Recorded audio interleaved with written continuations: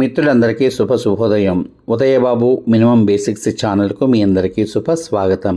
విద్యాధనం యొక్క ప్రాశస్యాన్ని తెలిపేటువంటి పద్యము, దాని యొక్క భావము తెలుసుకునే కార్యక్రమంలో ఈ రోజు మనం 4వ పద్యం, దాని యొక్క భావం తెలుసుకుందాం. ముందుగా ఈ పద్యం 3 సార్లు మీకోసం, ఆ తర్వాత భావం యథాతథంగా పఠనం. పుస్తకస్థా తు యా విద్యా పరహస్తగతం ధనం కార్యకాలే సముత్పన్నే న సా విద్య న తద్ధనం. పుస్తకస్థా తు యా విద్యా పరహస్తగతం ధనం కార్యకాలే సముత్పన్నే న సా విద్య న తద్ధనం.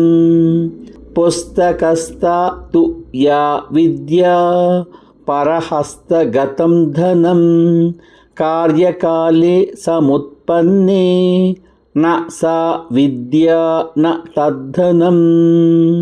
ఇప్పుడు ఈ పద్యం యొక్క భావం యథాతథంగా మీకోసం. పుస్తకాల్లో మాత్రమే ఉండిపోయిన విద్య, ఇతరుల చేతిలో ఉన్న ధనము రెండూ ఒక్కటే. అవసరమైన సమయంలో ఉపయోగపడకపోతే అవి ఉన్నా లేనట్లే అని ఈ పద్యం యొక్క భావం. ఇప్పుడు ఈ పద్యం యొక్క భావాన్ని మరింత లోతుగా తెలుసుకుందాం. ఈ పద్యం నేటి విద్యా వ్యవస్థకు అద్దం పట్టే పద్యం. పరీక్ష పూర్తయ్యాక మర్చిపోయే జ్ఞానం నిజమైన విద్య కాదు. ఒక వైద్యుడు పుస్తకాలు చదివి మాత్రమే ఆగిపోతే రోగిని నయం చెయ్యలేడు. ఒక ఇంజనీరు సిద్ధాంతాలు తెలుసుకొని మాత్రమే ఆగిపోతే నిర్మాణాలు చెయ్యలేడు. ఒక మనిషి నీతి గురించి చదివి ఆచరించకపోతే అసలు ప్రయోజనమే లేదు.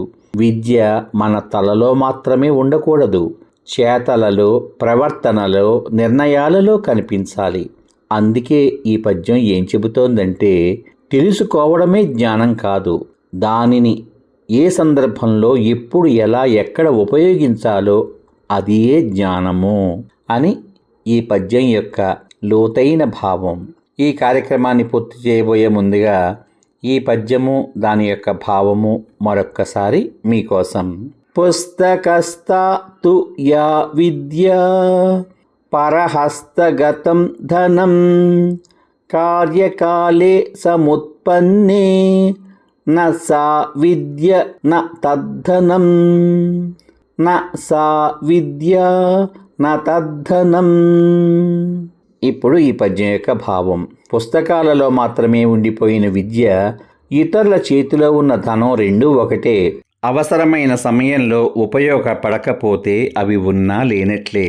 అందువలన పరీక్ష కోసం బట్టి పట్టిన జ్ఞానం కాదు నిజమైన విద్య అంటే. జీవితంలో ఆచరణలో పెట్టగలిగితేనే అది విద్యగా నిలుస్తుంది, నిలబడుతుంది. అర్థమైంది కదా ఈ పద్యము, దాని యొక్క భావం. ఈ రెండింటిని బాగా ఆకలింప చేసుకుని జీవితంలో మనం నేర్చుకున్న ప్రతి అంశంలోని విజ్ఞానాన్ని కూడా కేవలం బుర్రలో మాత్రమే ఉంచుకోకుండా దానిని అవసరం వచ్చినప్పుడు అవసరమైన చోట తగిన విధంగా ఉపయోగించుకోవడం మంచిది. ఈ పద్యం కనుక మీకు నచ్చినట్లయితే మీ బంధువులకు, మిత్రులకు, స్నేహితులకు అందరికీ షేర్ చేయండి. మీ ఇంట్లో రేపటి తరం చదువుకునేటువంటి విద్యార్థులుంటే వాళ్ళకు కూడా తెలియచేయండి. మళ్ళీ రేపటి భాగంలో మరో ఆణిముత్యం లాంటి పద్యంతో మీ ముందుకొస్తాను. అంతవరకు సర్వే జనా సుఖినో భవంతు. శుభమస్తు. స్వస్తి.